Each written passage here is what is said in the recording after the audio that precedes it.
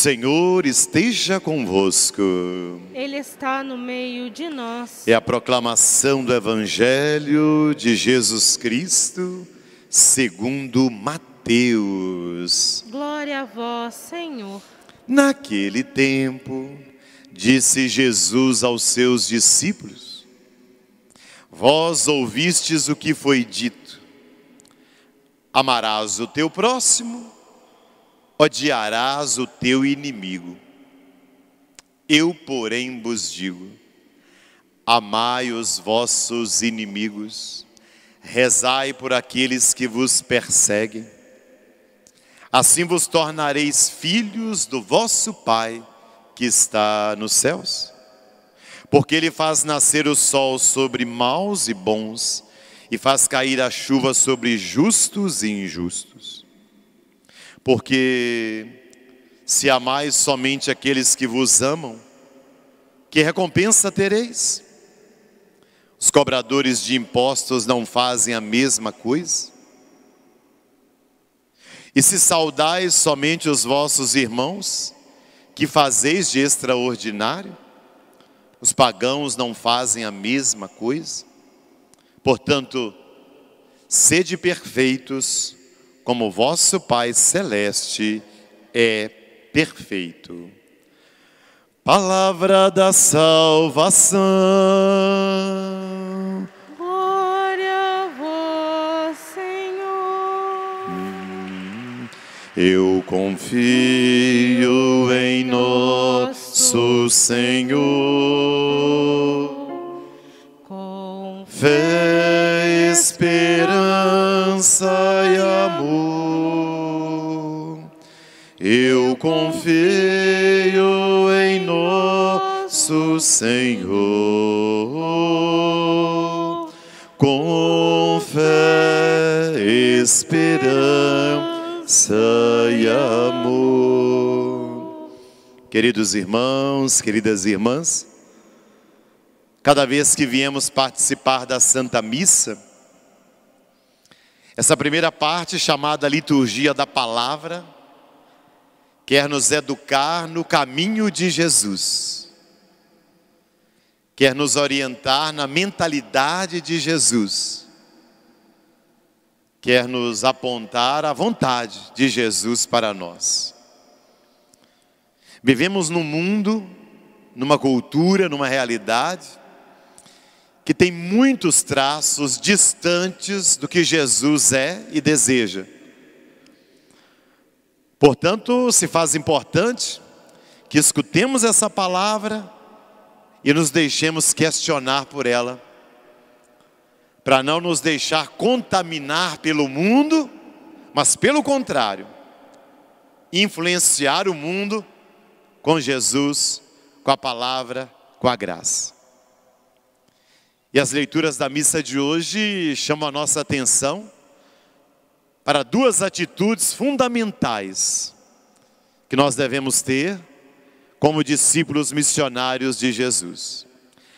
A primeira leitura é da segunda carta de Paulo aos Coríntios. E é interessante que ele começa dizendo: irmãos, quero levar ao vosso conhecimento a graça de Deus que foi concedida às igrejas da Macedônia. O início triunfal. A graça de Deus se manifestou nas comunidades da Macedônia. E Paulo vai contar que graça é essa.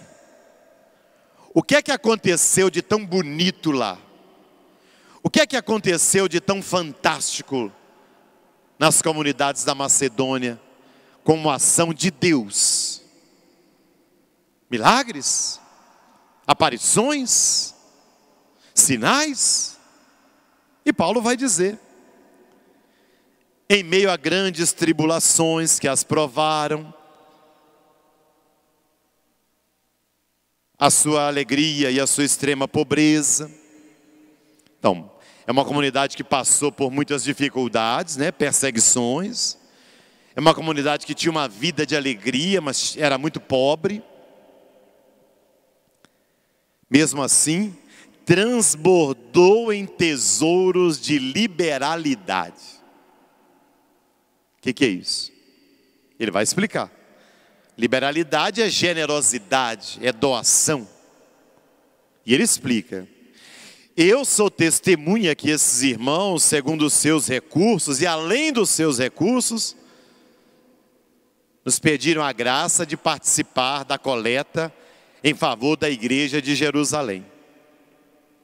O que aconteceu foi que a igreja de Jerusalém, na capital, onde Jesus tinha sido crucificado e ressuscitou, era uma igreja muito perseguida. E os bens da igreja tinham sido confiscados. Por isso a igreja estava passando muita dificuldade. Fome, extrema pobreza. Paulo então pediu que as comunidades pagãs fizessem uma coleta para enviar esse dinheiro lá para Jerusalém, para socorrer os irmãos que também eram seguidores de Jesus, só que estavam em necessidade. Nós não vimos que a primeira comunidade cristã tinha tudo em comum? Que ninguém guardava para si aquilo que o outro necessitava? Pois é. Então agora nós sabemos que graça de Deus que foi essa. É que a comunidade da Macedônia, mesmo uma comunidade muito pobre, Paulo então não se sentiu à vontade para pedir para eles uma coleta, porque era uma comunidade pobre. Eles é que se ofereceram, porque queriam ajudar a comunidade de Jerusalém. Partiu deles, da sensibilidade deles, eles é que perceberam, são irmãos nossos, estão passando dificuldade, não somos ricos, não temos muita coisa, mas podemos dar da nossa pobreza. Olha que maravilha. Só que Paulo está escrevendo essa carta para os coríntios. O que ele faz então? Ele diz: por isso solicitamos também a vós, coríntios, que tendes tudo em abundância: fé, eloquência, ciência, zelo, caridade, para que procurais ser abundantes também. Não é uma ordem que eu estou dando, é apenas para testar a sinceridade do vosso coração, da vossa caridade. Então Paulo apresenta esse exemplo da comunidade da Macedônia e diz: vocês que têm muitas posses, porque a cidade de Corinto era uma cidade de travessia para outras, tinha um porto, circulava muito dinheiro. De forma que Paulo diz: vocês que têm mais bens, que são abastados, ajudem. Não é uma ordem, é um apelo à generosidade do coração de vocês. E qual a motivação? Conhecereis a generosidade de nosso Senhor Jesus Cristo. De rico que era, tornou-se pobre por causa de vós, para que vos torneis ricos por sua pobreza. A motivação é Jesus. Jesus que de rico se tornou pobre, ou seja, era Deus, se tornou homem. Assumiu a nossa humanidade. Não é pobre ou rico financeiramente. Jesus que aceitou o rebaixamento para nos trazer a salvação. Por isso, quem teme a Deus, quem é seguidor de Jesus, que siga o exemplo dele. Caridade, solidariedade. É a primeira palavra da missa de hoje. E que toca a cada um de nós. Caridade é o outro nome de Deus. É impossível temer a Deus e não ser uma pessoa caridosa, generosa, que partilha seus bens. Nesse tempo de pandemia, em que muitos são os desempregados, em que não há mais o auxílio governamental, ou pelo menos diminuiu sobremaneira, são muitos os que passam fome, são muitos que passam necessidade, são muitos os que estão na miséria. E a exemplo da Macedônia, todos nós podemos fazer alguma coisa. Por exemplo, estamos em junho, daqui a pouco já é julho. O frio já está chegando, embora a estação do inverno é apenas na próxima semana, mas o frio já está batendo a nossa porta.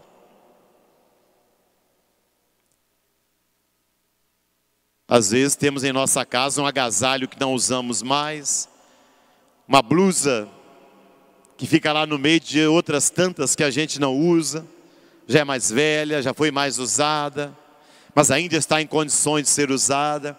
Não podemos transferir essa blusa para alguém que está na rua, por exemplo, ou para uma família mais pobre, de um bairro mais carente aqui da cidade. Eu dei o exemplo de uma blusa, de um casaco, mas poderíamos olhar tanta coisa que em nossas casas ficam guardadas, nos quartinhos de empregada, nos quartinhos de despejo, nos quartinhos de entulho, debaixo das camas, acima dos guarda-roupas. Quantas coisas nós costumamos guardar, tralhas, trambolhos, que nós não usamos, que ficam lá guardando poeira e teias de aranha, e que a gente poderia passar para alguém que está precisando mais do que nós, porque nós nem estamos usando. Sapatos, roupas, alimentos, utensílios, móveis.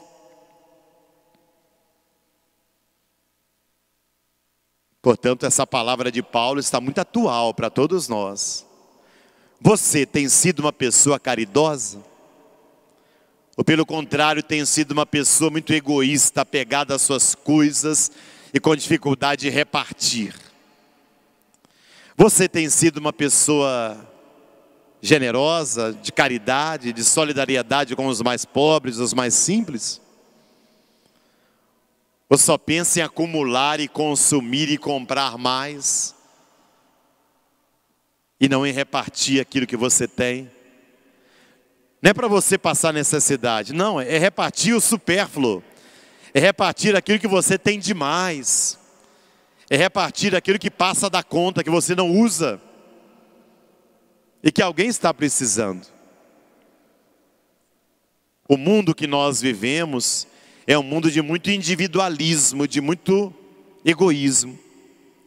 A marca de Jesus é a caridade, é o amor, que se faz doação pelos mais necessitados. Assim Ele fez, assim Ele pede de nós.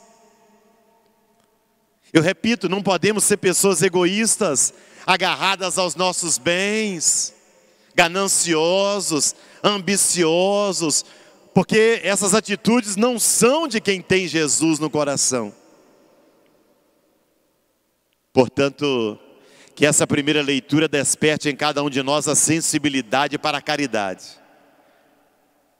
Olha na sua casa, veja aqueles utensílios ou coisas que você não usa mais e que podem servir para alguém, para uma família pobre, carente, necessitada.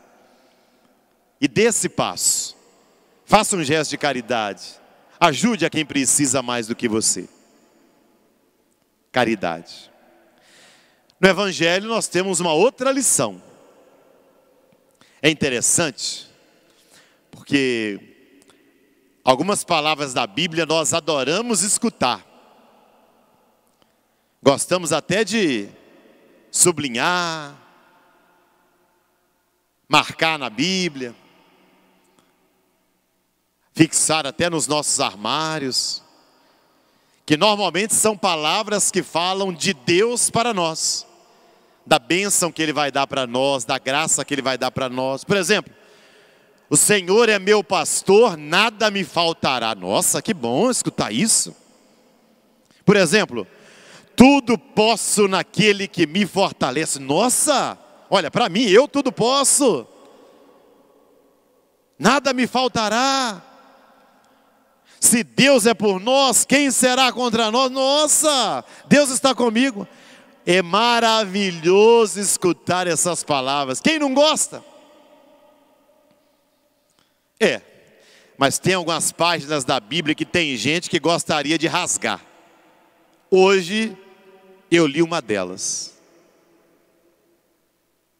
Eu repito, Se há palavras doces, motivadoras, há palavras muito duras, e essas normalmente nós não gostamos de escutar e não guardamos muito bem, e não queremos viver também não. Ficando dando desculpas. Parece que Jesus nessa hora estava meio empolgado, né? Parece que Jesus deve ter tomado a vacina contra o Covid, ficou muito animado, e aí falou isso, mas não podemos ser muito radical, não. Não. É palavra de Jesus para nós, quando ele diz assim, olha, nós estamos aqui no Sermão da Montanha, Mateus capítulo 5. Jesus está comparando a lei de Moisés com a lei dele, do reino de Deus. Então ele diz, ouvistes o que foi dito, que Moisés disse, amarás o teu próximo, odiarás o teu inimigo. E era assim a mentalidade de Israel. O amor era para o próximo. Quem era o próximo? A família, os vizinhos e os conterrâneos. Esses eram próximos. Quem eram os inimigos? Os estrangeiros, aqueles que não pertenciam ali àquele povoado. Então a obrigação de amar era apenas os do mesmo sangue, os da mesma raça. Esses nós amamos, os outros são inimigos, são perigo, ameaça. Jesus então diz, eu porém vos digo, comigo é diferente, eu estou trazendo uma nova lei, para o arrepio e calafrio de todos nós. Amai os vossos inimigos. O quê? Nem amigo, não, pera lá. Isso, amai os vossos inimigos. Meu Deus, onde é que Jesus está com a cabeça para falar um negócio desse? Rezai por aqueles, o quê? Será que eu estou enxergando bem? Rezai por aqueles que vos perseguem. Meu Deus, Jesus endoidou de vez. Olha.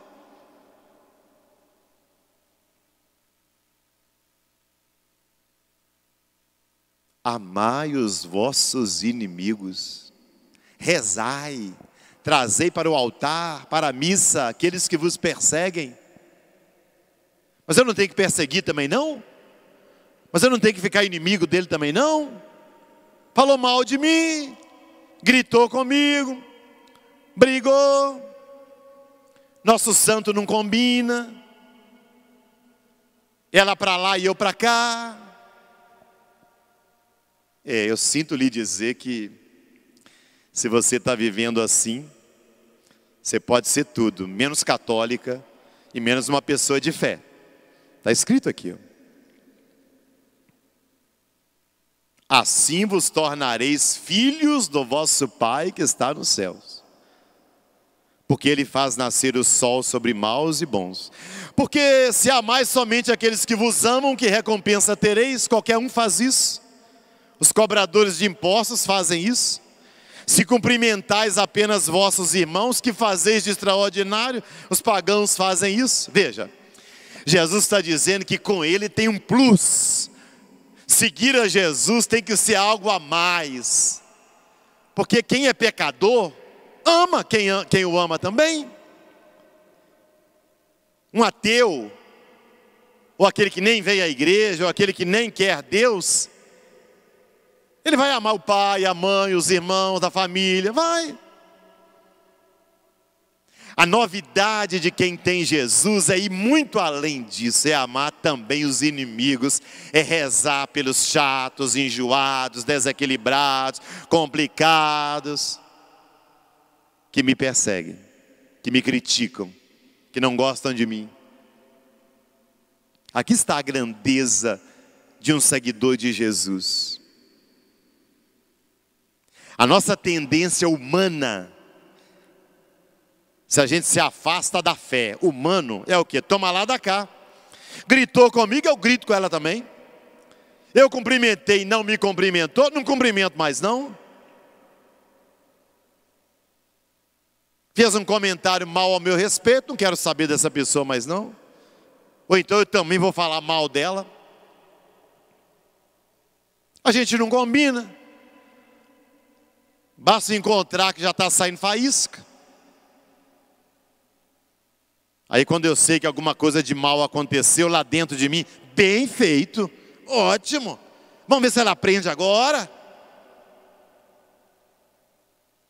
Assim somos nós, humanos. Dente por dente, olho por olho, vingança. Mal com mal. Gostar só de quem gosta de mim. Rezar só para quem gosta de mim.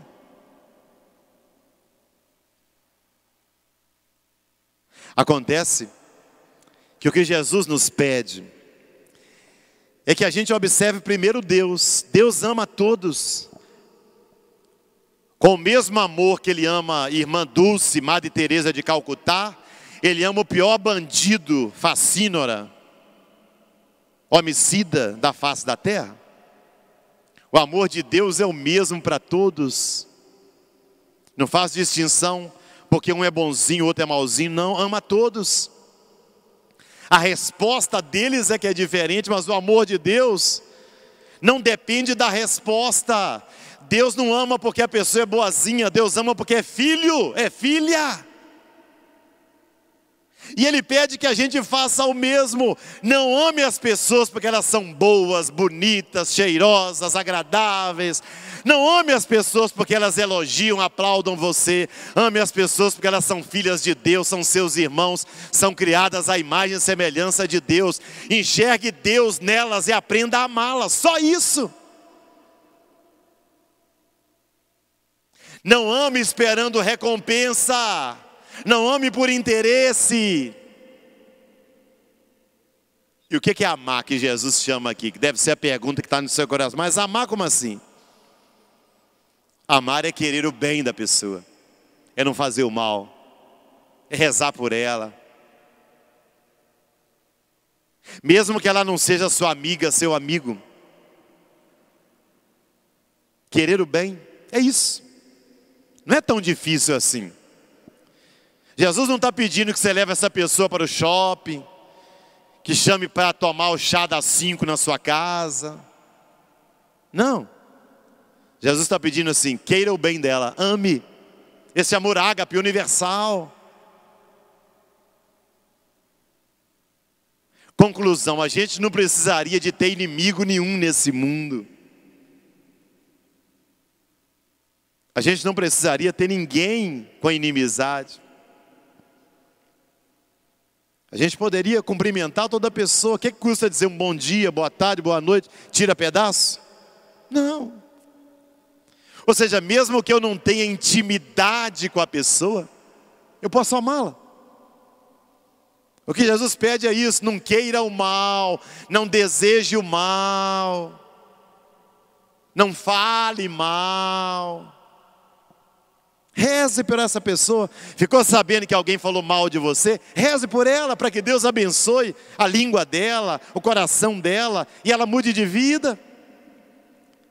Usar a mesma moeda não vai adiantar nada, você também vai cair no mesmo pecado. A pessoa tem um gênio difícil, um comportamento complicado, reze por ela. É aquela que você tem que mais rezar, para Deus tocar o coração dela. Declarou seu inimigo, queira o bem, reze. É isso que Jesus pede de nós. Sede perfeitos como o vosso Pai Celeste é perfeito. É isso. É enxergar na pessoa a presença de Deus. Eu a amo porque Deus está em você. Você é a imagem e semelhança de Deus. Apesar de todos os defeitos que você tem, apesar de todas as complicações que você tem, apesar de todos os erros que você comete, você é filho de Deus, você é imagem e semelhança dele, você também tem a presença de Deus, por isso eu amo você. Ou seja, eu quero o seu bem. E se precisar de mim, pode contar. Com aquilo que eu puder ajudar, minha mão está estendida. Isso é amar. Fácil? Não, não. Mas quem diz que viver o Evangelho é fácil? Quem diz que amar é fácil? Não, não é. Fácil é brigar. Fácil é ficar com ódio no coração. Fácil é planejar vingança. Fácil é guardar mágoas. Fácil é guardar rancor. Fácil é falar mal da pessoa nas costas dela. Isso é fácil. Agora amar, difícil. Difícil. Porque é preciso de um crescimento humano muito grande. Porque é preciso de uma maturidade humana muito grande. Nem todos nós alcançamos isso. Às vezes crescemos na idade, mas continuamos crianças, ficando de mal, falando mal. Essas atitudes infantis de gente imatura que não quer crescer na vida. Porque quando a gente cresce, a gente vai além do que o humano pede. E a gente começa a ser divino. E divino é amar. Até os inimigos. Até os que nos perseguem. Que você, meu irmão, que você, minha irmã, acolha essas lições em seu coração nessa noite. A primeira lição é a caridade. A generosidade, a solidariedade com os mais necessitados. A exemplo da igreja da Macedônia. Vença o seu egoísmo. Vença sua ganância, reparta aquilo que não lhe faz falta. Segunda lição, amar os inimigos, rezar por aqueles que lhe perseguem, querer o bem de todas as pessoas, não guardar mágoa nem raiva no seu coração, não falar mal das pessoas, espalhar o bem, semear o bem, ser perfeito como nosso Pai Celeste é perfeito. É difícil, mas com Deus a gente consegue. É exigente, mas pela oração a gente consegue. É difícil, mas convertendo o nosso coração e levando a sério a nossa fé, nós conseguiremos. Louvado seja nosso Senhor Jesus Cristo.